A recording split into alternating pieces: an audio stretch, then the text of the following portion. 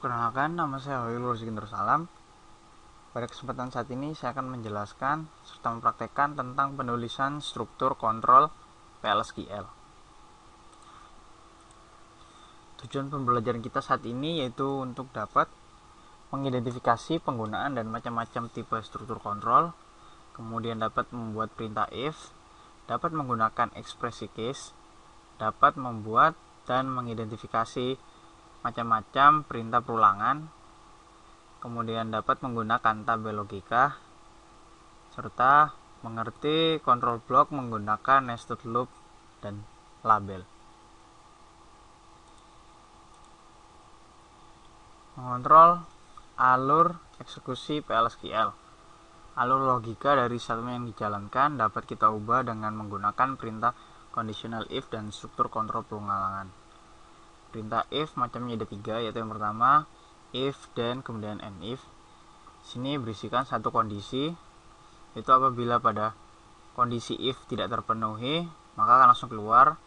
Apabila bersifat true maka akan merujuk pada operasi pada then. Kemudian untuk macam yang kedua yaitu if, then, kemudian else, kemudian and if.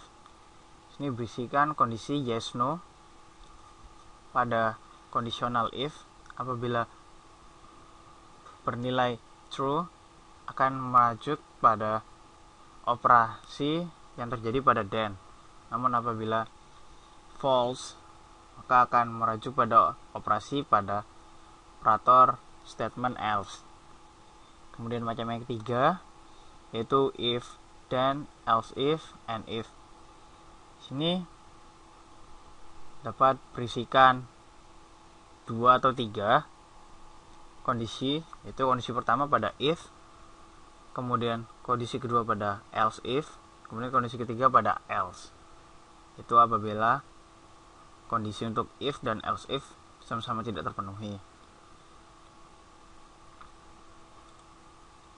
Untuk cara penulisan kondisional if condition, kondisi, kemudian then statement,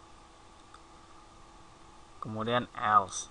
Namun untuk else if ini bisa menggunakan if condition then, kemudian statement, else if condition, kemudian then statement. Kemudian untuk if else, if condition then, statement, else, statement, kemudian and if. Untuk contoh perintah if itu if upper v last name sama dengan Gates, dan v manager sama dengan 102 and if. Sini mengecek kondisi apakah nama belakangnya adalah Gates. Jika iya maka mengeset v manager vmgr bernilai 102. Berikut adalah alur eksekusi if, then, else. Sini apabila kondisi pada if bernilai true maka akan mengeksekusi pada statement then.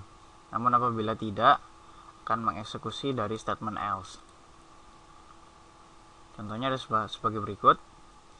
Sini kita mendeklarasikan v hire date itu dengan tipe tanggal date, yaitu tanggal 12 Desember 1990.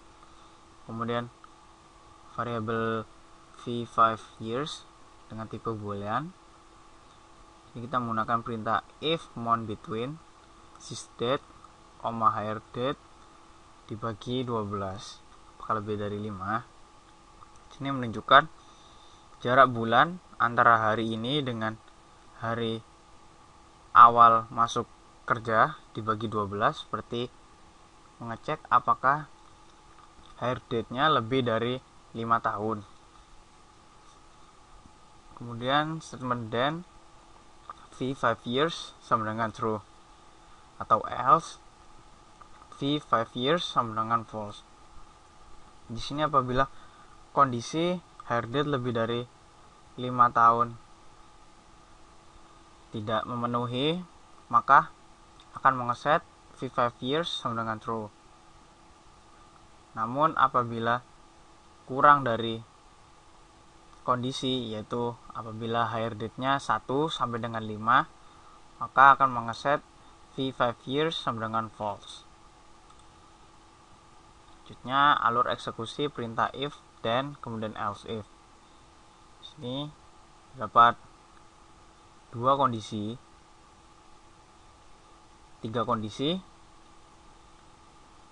itu 2, 3, yaitu yang pertama pada if, kemudian kedua pada else if, yang ketiga pada else. Di sini apabila kondisi pertama pada if bersifat benar, maka akan mengeksekusi pada then action, kemudian keluar dari looping. Namun apabila bernilai salah, akan merajut pada else if, yaitu kondisi kedua, kemudian mengecek. Apabila true, akan mengeksekusi statement pada then action. Namun apabila salah, akan mengeksekusi dari else action. Selanjutnya yaitu mengenai ekspresi case. Ekspresi case menguji suatu variabel selector di antara beberapa alternatif ekspresi. Jika salah satu dari ekspresi memberikan nilai true, maka perintah case akan mengembalikan hasilnya. Untuk statementnya yaitu case selector when expression 1 dan resultnya, kemudian when expression 2 dan result, begitu seterusnya, kemudian else return n plus 1. Untuk contoh, ini kita deklarasikan. Untuk yang pertama vgrade dengan tipe char, itu dengan upper np grade, kemudian v appraisal dengan tipe varchar, kemudian begin dimana pada v appraisal sini kita menggunakan case, itu case v grade apabila a dan excellent. Ini bersifat string karena beri tunggal. Namun apabila grade-nya B, maka very good. Apabila C, good. Apabila selain dari ABC, maka no such grade.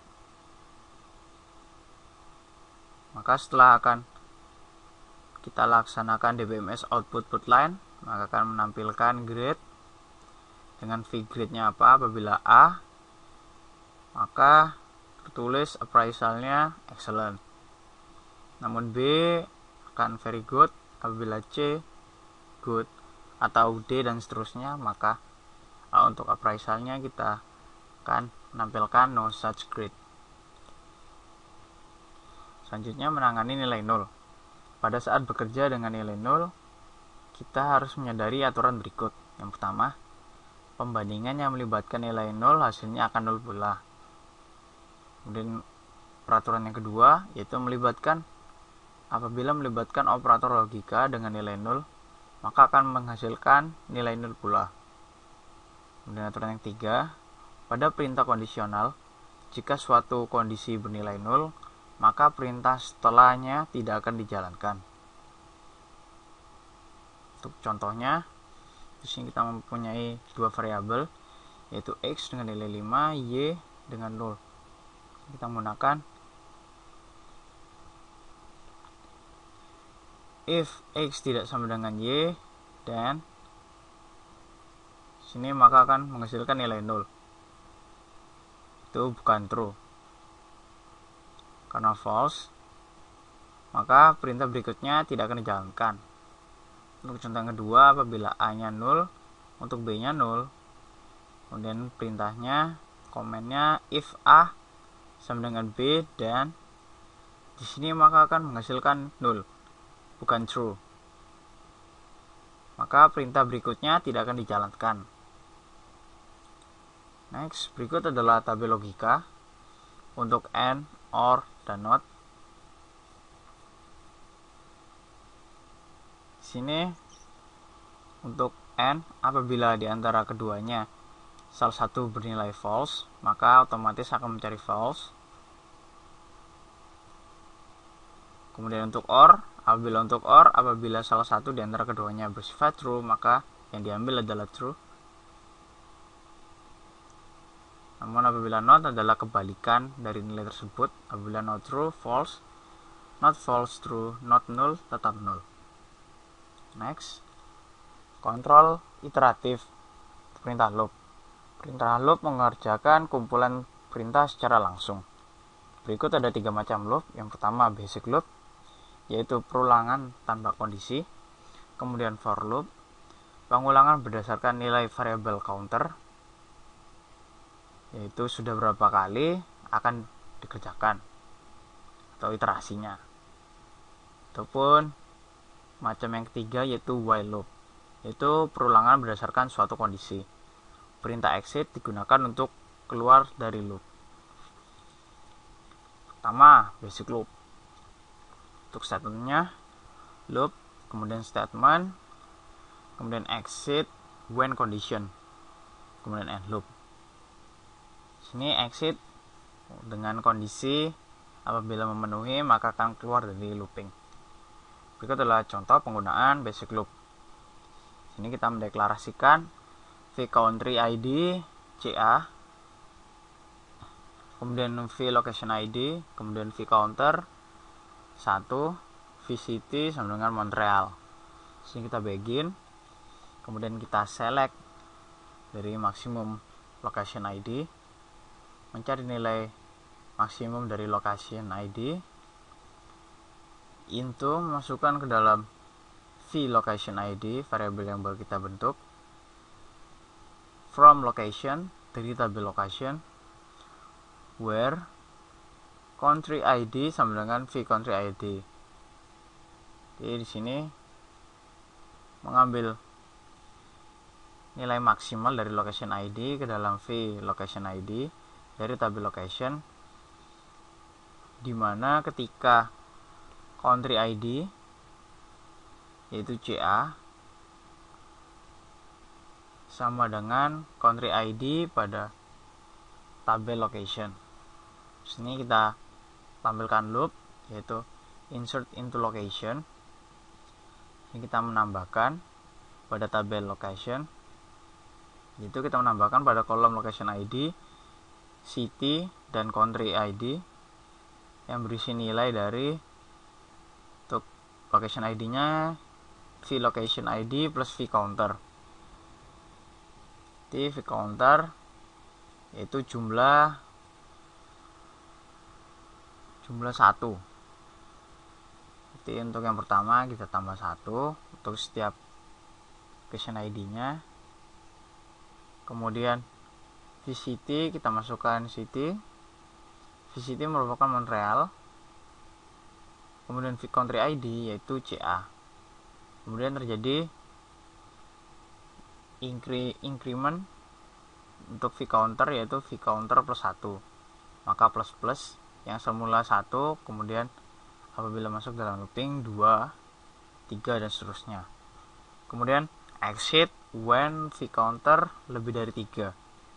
Berarti akan terjadi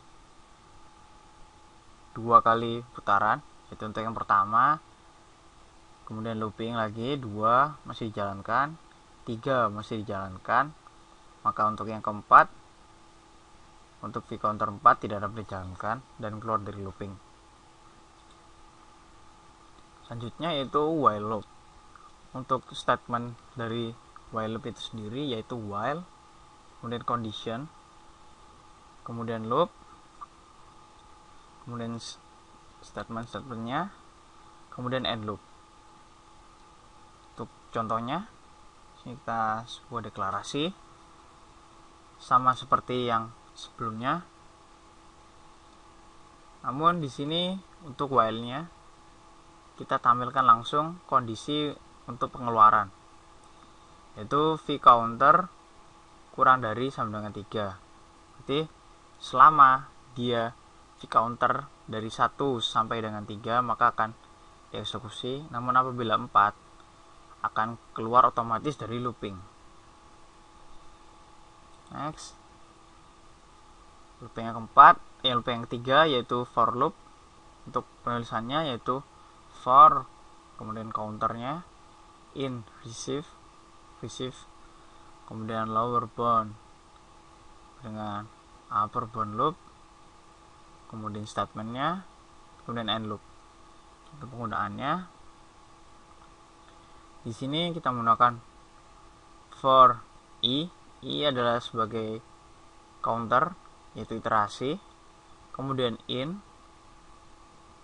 sini dari awal, nilai awal sampai terakhir untuk i-nya, yaitu 1, kemudian titik 2 kali, kemudian 3.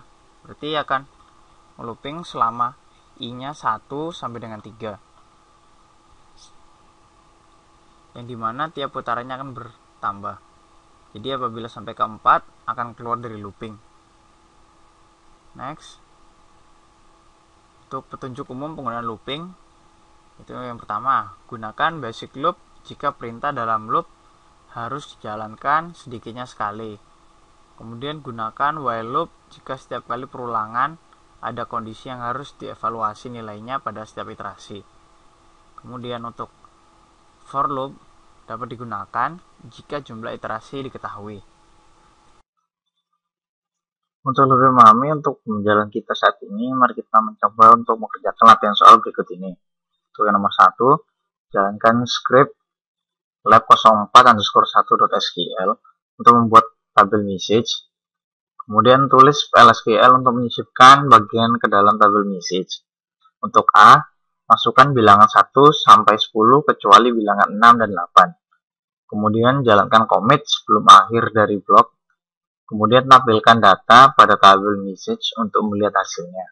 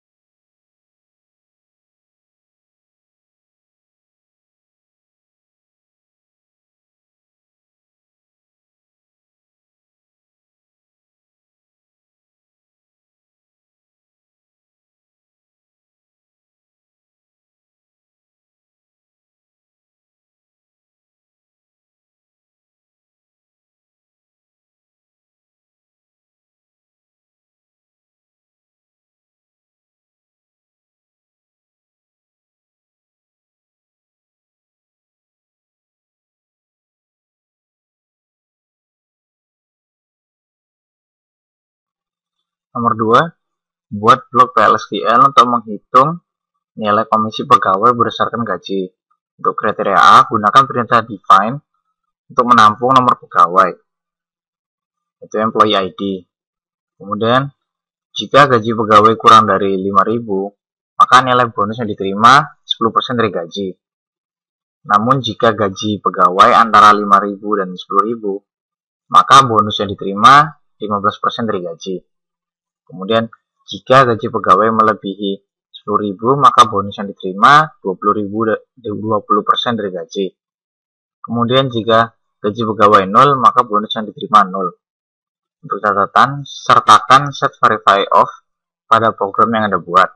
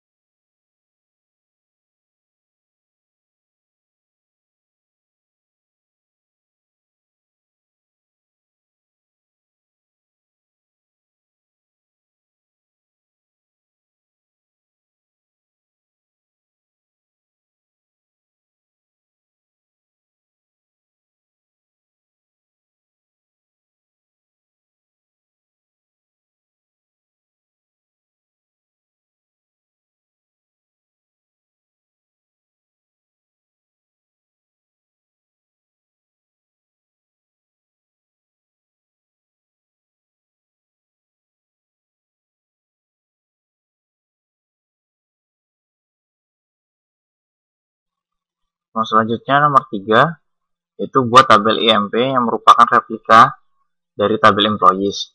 Anda bisa melakukannya dengan menjalankan script lab04_3.sql.